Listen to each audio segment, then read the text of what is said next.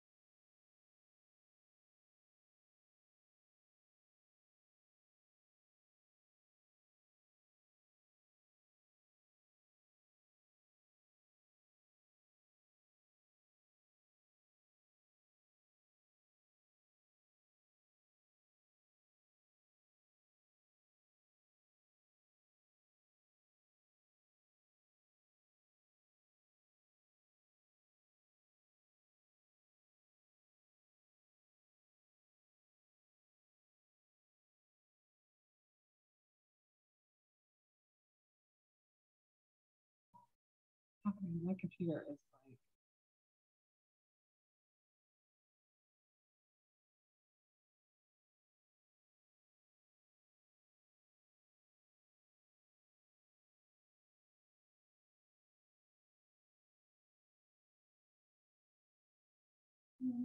Hey, can you guys hear me? It's Coach Henn. Somebody say, let's see. Aaron, can you hear me? Oh, someone did a thumbs up. Great, thank you. I was having a little technical difficulty there. Yeah, you're good to go. Just gonna give a couple more minutes for a few more people to join and then we'll get started. I see you guys are Zoom experts, love it.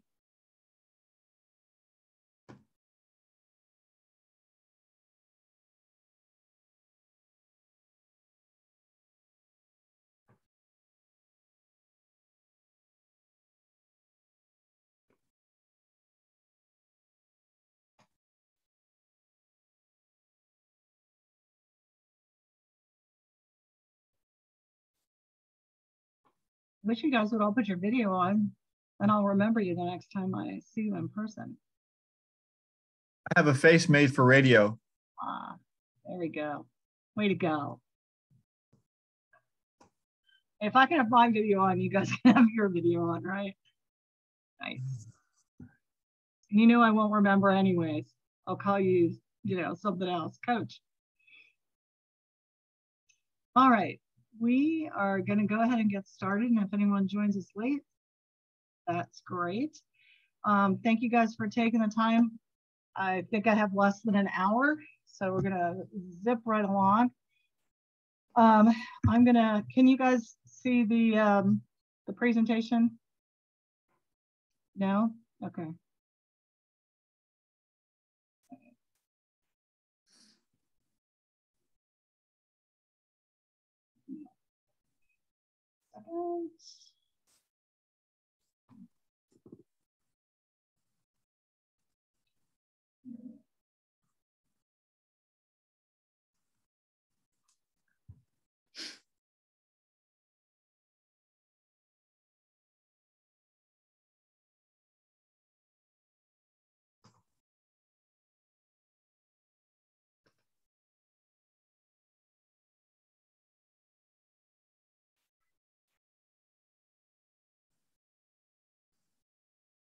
There we go. Is that better?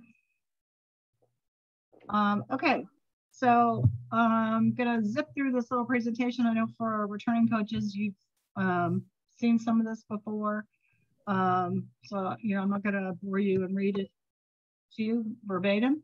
But for new coaches, just so you know, this is recorded. And so if you need to go back and look anything up, it will be online probably sometime next week. Just keep in mind, as always, we're here for fun. And I know everybody wants to win, but just keep fun at the top of the list. Again, it's being recorded. We all know to mute after 2 years of Zoom calls, and then I'll take some questions at the end. Most of you know about Loudoun Soccer, but just some extra things if anybody on your team asks. We do have our Friday nights. We call it RTTA, or Rec Technical Training Academy. It's for grades 2 through 12. There is an extra fee for that, but if anyone on your team is interested, they can sign up for that. The Rec Goalkeeper Academy, there's no cost to that. We just ask that players register ahead of time so that the coaches know how many kids will be showing up. We do have a Rec Speed and Agility. I'm not sure when that is. I think it might also be Friday nights. And then our All-Star program. We do have, we've had some staffing changes, and I guess you guys all know Dan has left for the West Coast. He lives in LA now. It's kind of quick departure. And Darren Patricio, who was the Micro Mini Rec 1 guy, is now the Director of Player Development. So he has Dan's old job. We have some new Michaela Brody. She goes by Mac. So if any of you are also coaching younger ages, she's your contact for that.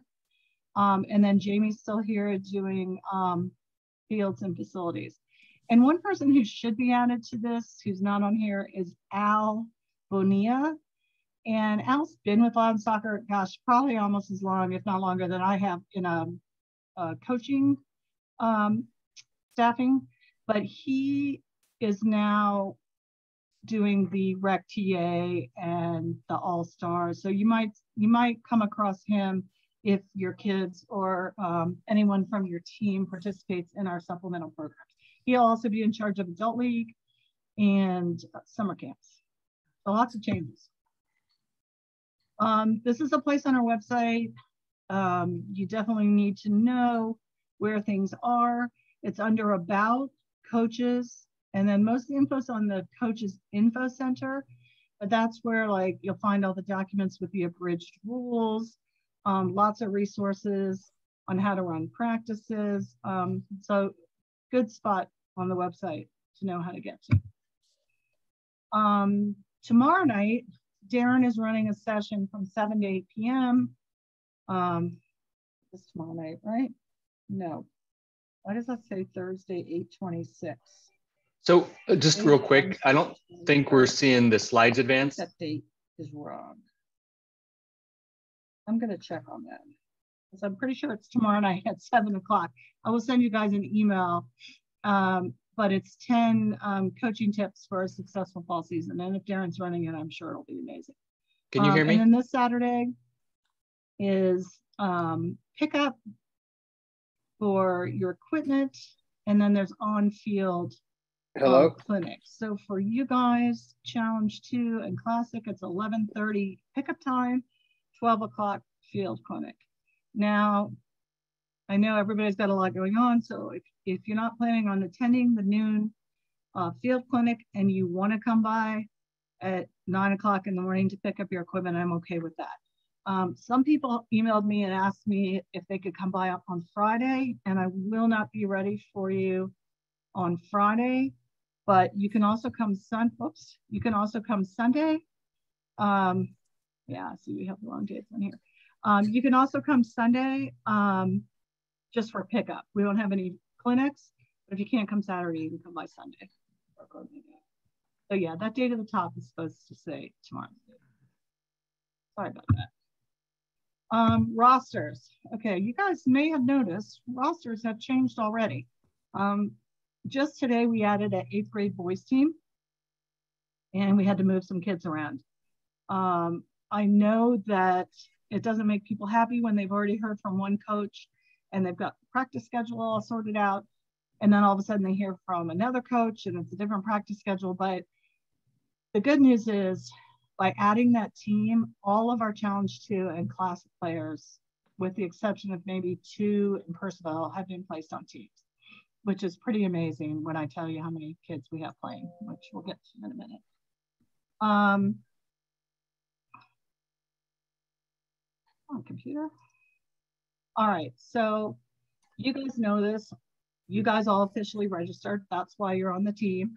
And you can see your roster. So let's say Can the presenter hear us? Mr. Smith comes up and says, "Hey, Adam, I'd I don't really think like to so. help you, with practice."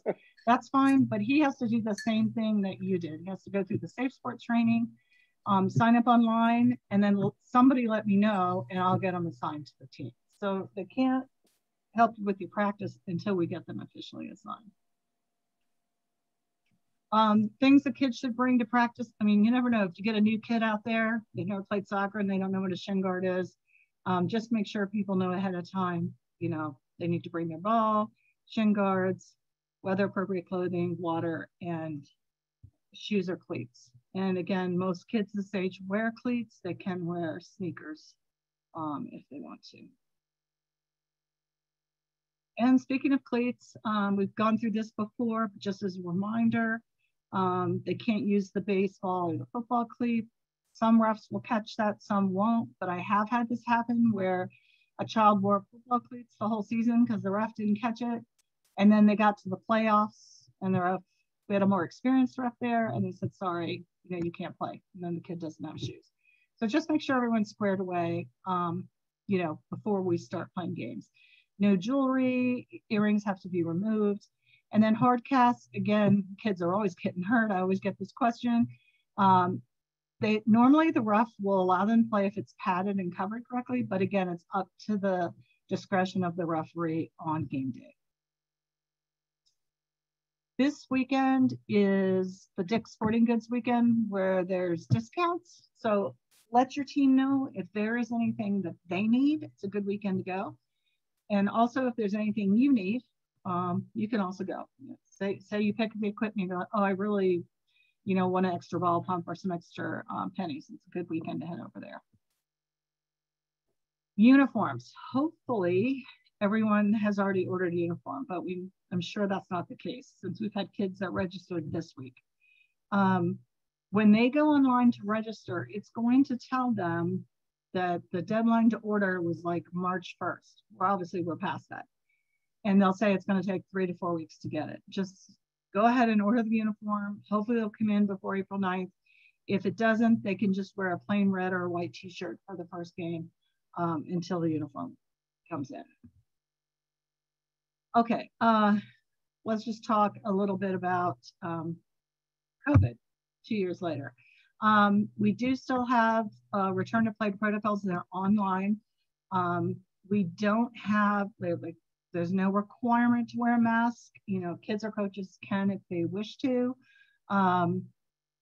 If something comes up where someone on your team calls you and says, "Hey coach, I just tested positive for COVID," what you'll need to do is email safetoplay@loudonsoccer.com with the child's name and the date that they let you know that they were tested positive, and someone from Safe to Play will get back to you just to see if any measures need to be taken.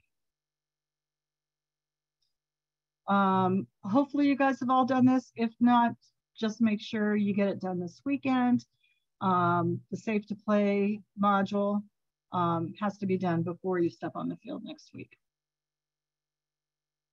Heading, just as a reminder, heading is not permitted for 5th grade and younger, limited heading for 6th grade and 7th grade, and then 8th grade and up, it's no restrictions, but with common sense. Also, as a reminder, if someone comes to you or sustains an injury during the game to their head, you know, when in doubt, sit them out is Dan Raven's famous phrase. If the family takes the player to the doctor and they are concussed, then in order to get back on the field, they need a return to play document signed by their healthcare provider before they can join, or rejoin, I should say.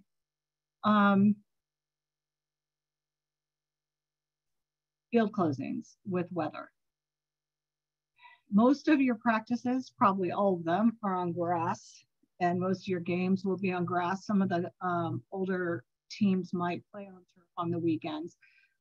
So as you know, the closing of fields is done by Loudoun County Parks and Rec and not by us. So knock on wood, we'll have a good spring season, but please make sure that you haven't checked that box. When you registered on Sports Connect, there was a box that opts you out of emails and texts. And if you or anyone on your team has clicked that box, they're not going to get the text that tells them the fields are closed, or the email. We used to use that other raindown.com. We don't do that anymore. It comes right through Sports Connect. So you need to make sure you guys are keeping an eye on that. The head coach's primary point of contact on the team, unless like we have some teams that are coached by, you know, high school soccer players, and if they want to turn that administrative role over to a parent to help them communicate with the team, that's fine. Just so everybody on the team knows who the main primary point of contact is. Some of you guys have probably already emailed your team, but we have templates provided on our website, like a welcome template that helps new coaches get started as far as welcoming their team, your team to, you know, to you as the coach. Also, remember, you can send the message through Sports Connect, the team page. There's a limitation to that, in that I think you can't add extra emails. So let's say you have, you know, a divorced family, so you have those 2 emails, and then maybe you have like their spouse's emails. You're not going to be able to send to all those people. What I like to do is download the emails and then use my Outlook to send the emails. If you do that, just make sure to blind copy so you're not sharing all those emails with everyone. Okay, so my comrades in the office here, we were talking about the Dix Game Changer app, and I really know nothing about it except that it's not very good. I am going to meet with Darren sometime the next week, and we're going to go through the app and see what works and what doesn't work. I know from last season, what would happen is if you downloaded your roster into the app and I made a change, it wouldn't make the change for you. And if that happens, you know, then you're manually having to make changes, and it's just not very useful. So anyways, we do have instructions and troubleshooting, you know, under the rec drop down on the website, but I might add a Zoom call in the next week or so that's just about the app if I get to it. And if anyone's an expert and wants to run a Zoom call on the app, I would love that. Just ping me later. Okay, as far as practices or training, it's twice a week. The 5th and 6th graders practice for an hour. The 7th and 8th graders can practice up to an hour and a half. You guys will all have Saturday games. Here's the schedule as far as the dates. We'll talk about April 9th in a few minutes, and we'll talk about some of these other dates. June 4th is going to be the playoff date, which all of you will participate in if you're a Challenge 2 or Classic coach. So basically what's going to happen is you're going to have 6 preliminary games that we're going to keep standings, and then you're going to be seeded for the playoffs that will be on June 4th. So make sure everybody on your team has June 4th on their calendar, because it's kind of a weird schedule, because we play April 9th, then we're off on the 16th for Easter weekend. Then we play a few weeks. Then you're off on May 28th for Memorial Day, and then we've got June 4th. So there's definitely going to be some gaps in there. So just make sure everybody's got the correct dates on their calendars. Now June 10th and 12th will be our optional postseason Spring Cup tournament. And as most of you know, that's something that you register, and there's a separate payment. And that's just for grades 3 through 6, rec and challenge. Once the game schedules are completed, which hopefully will be by Monday, they'll be published and they'll be available in your team page, just like your practice schedules are. Once they get posted, I will send a note out to you guys saying, hey, game schedules are online, please check them. Please look right away and see if there's any conflicts, like if you're coaching 2 teams, did I mess up and put all your games at the same time? Just things like that, so you can give me a heads up right away so we can get things fixed. Again, you know, I will do my best to deconflict them ahead of time, but things happen, especially if you're coaching like a minis or a rec 1 team and then also challenge 2 team. I am going to try and deconflict those, but sometimes I do miss those. So please let me, I will not take offense if you let me know that we made a mistake. As far as practice, keep in mind you'll be sharing the field with another team. If you happen to have the field to yourself, you know, you've won the lottery, or you're in Purcellville or somewhere where there's not that many teams.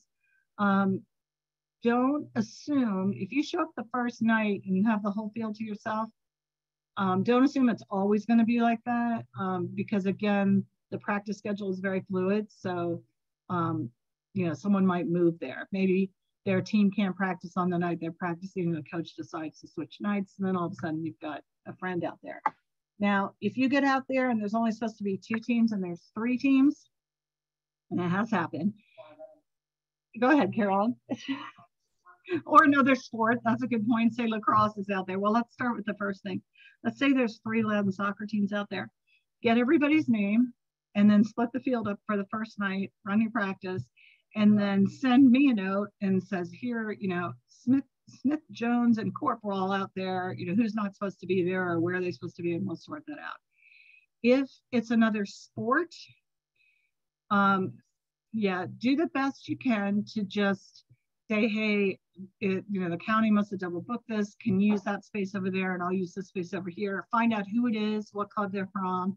And then again, we'll work that out before your next practice.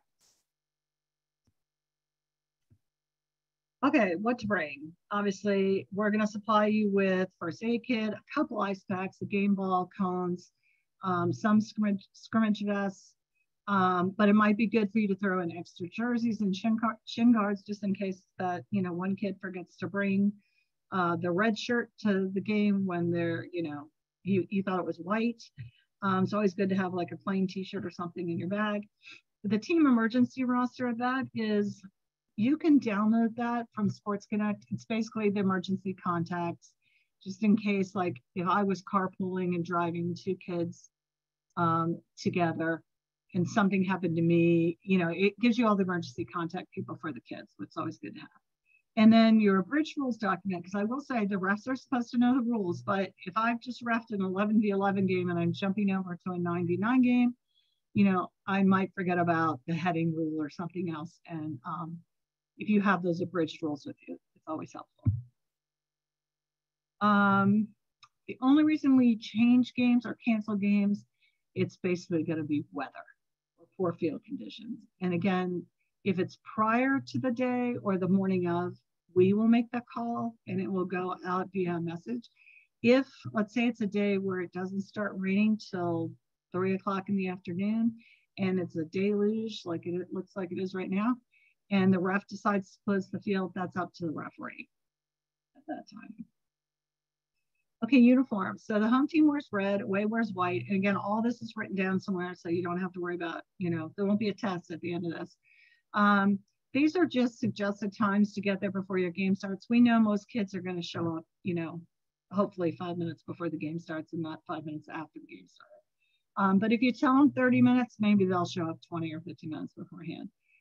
Please wait for the previous team to depart before getting onto the field, especially if it's an area where, I don't know, something like Brambleton Park, where there's like one field there.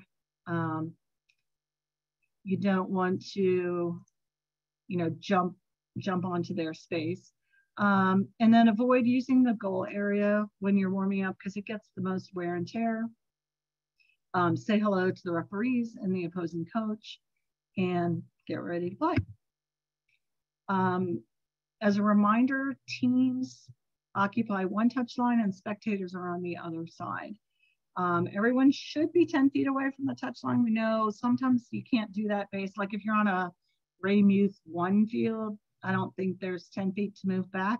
But that's the reason for that is if you do have an assistant referee, they need room to run up and down the touchline. And if the parents are sitting right there, and usually those are kids and they won't say anything, they'll just kind of walk around them. So if there's room, please ask your spectators to scooch back a little bit. Just remember to stay in your technical area. And then we also don't want anybody behind the goal. Sometimes I know if parents of goalies like to go back there and kind of help their kid. But as a coach, just tell the parent you want the kid listening to you and not to them. Bridge rules. Okay, so this is a good thing. In fact, like if it was me, I'd probably print this so I wouldn't forget or take a picture of my phone. But so grades 5 through 6, you're playing 9v9. You play 2 30-minute halves. You need to rotate your goalies at halftime. And if you're down for 4 goals or more, you can add a player to the field. Again, totally up to you. The ref is most likely not going to say anything. So if you get down by 4 goals, you're going to need to say, excuse me, Mr. or Ms. Ref, I need to add a player. Oh, okay, yeah, bring the player on. Grade 7 and 8. Obviously 11v11, 2 35-minute halves. You don't have to rotate the goalies at half or switch them out, but hopefully you have more than one goalie and encouraged to do that.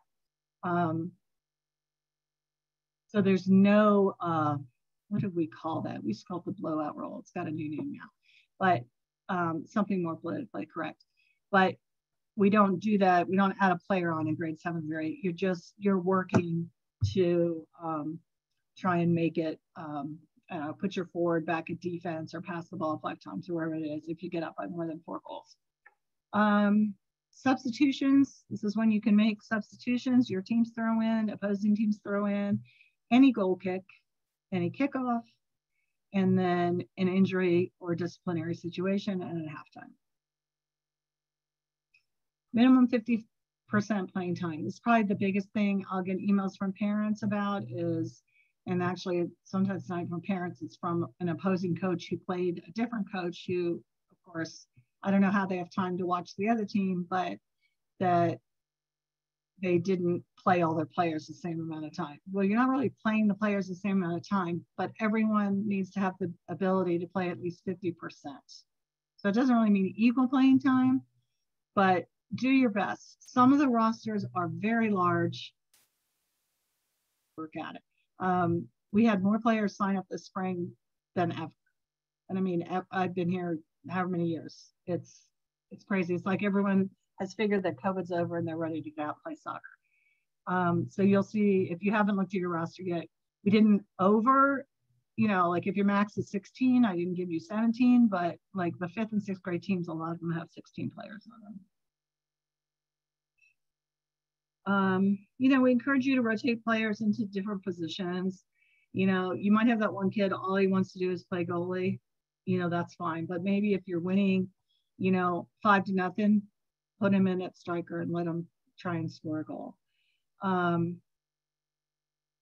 They use the term here, pigeonhole, but basically like 5th and 6th grade, definitely be moving them around. Okay, so we'll give you an example. When the Leesburg 7th grade boys team with 20 players plays the Purcellville 7th grade boys team with 16 players, let's say 4 of the Purcellville boys have band that day and they're not there. So now you have a Leesburg team with 20 and a Purcellville team with 12. So the Leesburg team could definitely take 4 kids and loan them to the Purcellville team so that everybody gets more playing time.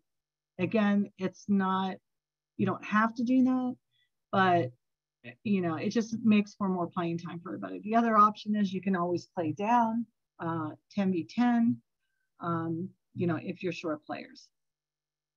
But you hate to have kids just sitting around. We talked about this and the rotating players. Okay, scorekeeping. So all the Challenge 2 and Classic games, as I said, we're going to keep standings.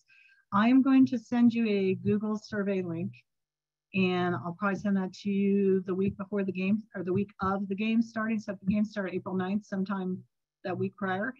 And super easy. You know, there's a drop down, you put your team name in, what the score is.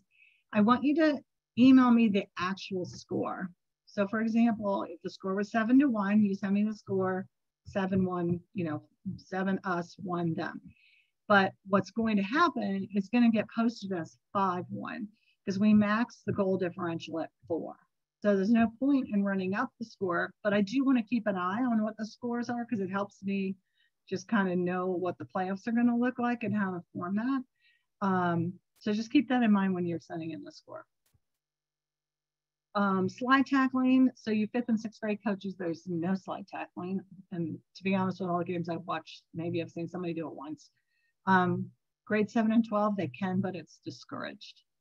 We talked about the heading, but as a penalty, if they do head and it's not permitted, intentional, they get an indirect free kick, and if it's unintentional, it's a drop ball.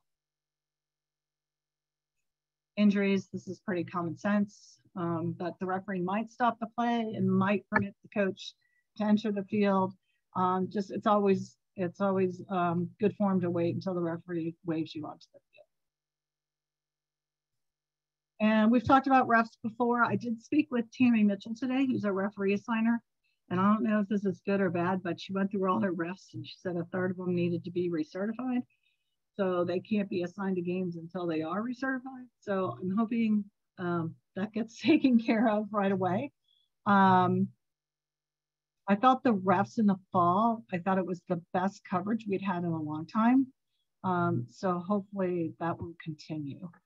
Just so you know, in grades 1 through 4, we only assign 1 ref, but in grades 5 through 12, we do our best to assign 3. And you're not always going to have 3, but that's what the ref assigners are trying to get. And you guys know, because you get the emails from me, that sorry, you don't have a ref on Saturday, but for the old age groups, we do our best to get those covered because I know it's not easy to just jump out in the middle and, you know, start reffing an 8th grade boys game. But if a ref doesn't show, try and play the game. All that being said, and see if there's somebody out there who can fill in, and then notify me of the ref absence. If I know ahead of time, I will let you know. But if you have not gotten an email from me and you show up on Saturday and there's no ref, then there's a problem. And you need to let me, you don't need to call me then, but send me an email and I will find out, was the ref sick? You know, what was the problem? Why was no one there? Again, they're human, they're going to make mistakes. I'm sure you guys are probably all basketball fans, and we've seen some of the basketball games. I can't even watch basketball with my husband because he yells about all the bad reffing all the time. So, you know, it's just, again, they're doing the best they can. Again, if there's a really, really like something that just you left the field and you're like, that's not right, just drop me an email and let me know. And, you know, I'm happy to look into it for you. But with that being said, too, we do have a 0 tolerance toward referee abuse, verbal and physical. And Chris McKay is our referee director. You guys may have met him. I think he's been with us a year now, but he's doing a great job mentoring our refs. But that's his email address right there, refdc@loudonsoccer.com, and you can reach out to him anytime. Just, you know, again, common sense, say thank you after the game, notify Chris McKay of any referees who stand out, both good and bad. We love getting good emails, especially about refs.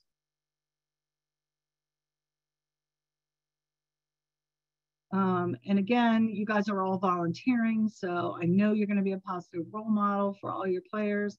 but I also know I've watched a lot of youth sports. It's easy to get caught up in what's going on out there. So just, you know, be the best you can be, and, you know, be a role model for not just the players, but the parents. If there is a confrontation, even with like one of your own parents, where they're like, I don't know, mad that Johnny didn't play enough, or whatever the situation is, just keep cool, walk away. And, you know, as Dan used to love to use the knucklehead term, so report the knuckleheads to us and we'll take care of them. Again, snacks are permitted this year. I'm sure everyone's very excited about that. Snacks are back in the game. Submit your scores, and then any serious issues can come to me. A Monday morning email, you know, love my Monday morning email. And then this is on here just so you guys kind of know who everybody is and how to contact us. I will tell you right now, emails flowing pretty heavily. I'm doing a pretty good job of keeping up, and I think Mac and Darren are too. But if you, like, you send me an email tonight, I probably won't get back to you till late tomorrow or Friday. So just remember, it's super busy right now. So good luck this season. I know you guys will all do great. And Carol, oh, right. Okay, hold on. Let me unshare my screen, and then we're going to talk for a second. Okay, I'm in the office, and Carolyn Deutsch is in the background. I'm actually going to let her talk to you because, oh, see, now she's going to be shy. You don't want to talk to her? Okay, here's the scoop. She's going to tell me so I can tell you. All right, Parks and Rec is behind on field lining. So you might show up to Discovery Elementary School and there's no lines on your field yet. It's coming. They started out, they're lining the park sites, and then they're going to move to the school fields. But with all this rain coming, I could definitely see the first week not having lines on some of the fields. So just keep that in mind when you get out there. Carolyn, what would the toughest spots be, locations? Okay. You probably didn't hear her, but the goals will be out there, but there might not be lines until the following week. So take your cones. You can make some marks with cones. Working on the game schedule. Okay, let's talk about April 9th real quick. I know it's the first day of spring break, and I've got emails from some of you guys already, and I put it in a little folder. But if the magic works and you're in an odd division where you might have a bye, then maybe you won't have a game that day. That's like 3% of you. So everyone's going to have a game. So what I would suggest, if you're going to be here and you're not going away for spring break, pull your team and say, look, we're going to have a game on April 9th. Let me know if you're going to be here or not going to be here. If you're not going to be here and your assistant coach isn't going to be here and you have not yet sent me an email, send me an email. What I'm going to try to do, there are a few divisions that have an odd number of teams. And when that happens, it causes buys and double headers. Carolyn and I are thinking about putting, instead of double headers, putting those games on weeknights. So let's say, for example, you're in a division of 7 and you have a bye the first weekend. So the next weekend, you would normally have a double header. So instead of that, you'd have a Saturday game, and then maybe the next week you'd have a Tuesday night game. Any thoughts on that from anybody? Thumbs up, good thing, don't want to play during the week? Good? Better than a double header? Oh yeah, that's great. Don't care? Any? Yep. Mr. Like Cook, it. did you have something you want to say? No, just saying, just that I'd like to get the games played, so I'd rather not do a double header. Okay, well, that's what I'm thinking.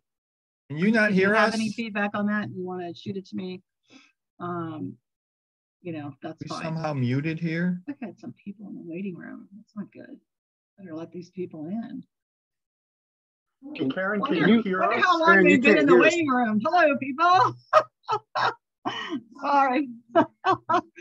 Sorry about that. So that's you hear April us?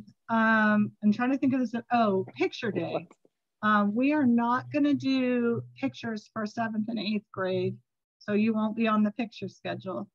If you're a 5th or 6th grade or 6th grade challenge 2 coach and you don't want to have team pictures, will you please email me ahead of time and I'll let the picture people know, because they're a little concerned. We have so many teams and they don't, you know, they're short staffed. They might not have enough photographers. So I'd rather just not schedule you if you're not going to do pictures. The picture dates are, I think it's like May 17th and May 23rd. Oh no, May 7th. Hold on. That's a good question. I'm going to look. Any questions while I'm looking that up? That would be good for the group. We've had a few questions, but you can't hear us. Hey, Karen, can you hear us? Karen? Oh, Nick, you're on mute. You can't hear me? No, we can hear you. You can't hear us. Oh, you can hear me. I can't hear you. Did you Can hear? you hear Did us, you just Karen? hear that? Wait. You Nick, can't say hear something. anything. Can you hear us now? Oh yeah, I can't hear you. Yeah. Yeah, it's been that way for about Computer. I don't 38 have the thing minutes. on. Hold on. And I'm pretty sure half the That's people funny. They're trying to were talk not in to the me. I meeting. can't hear them. Will you come fix it for me? See, because normally, like if I don't have my mute on. Hold on, maybe I've got a button on here. Oh look, Karen cannot hear the chat apparently. Everyone's in the waiting room. Can you hear us now? Don't let Dan know I messed this up, okay? No, anybody have his. So see Nick say something. Can you hear me now? Nothing? No, just can't hear us. I can hear you, Nick, coming loud and clear. We can hear you. We can see you. Using the chat. Yeah, they can hear me. You can hear me, right? Yep. I hope, because I just talked for like 40 minutes. I hope you guys heard me. We can hear you. Hit same as system. What happens there? Nick, can you say something again? Testing, 1, 2, Okay, 3. can everyone else hear him? Yes, Yep. everybody. Okay, techie people, what do I need to click? Wait. Hold on. I can hear both of you. Oh, shoot. Volume. I'm glad we're entertaining everyone tonight. Hold on. Let's stop recording.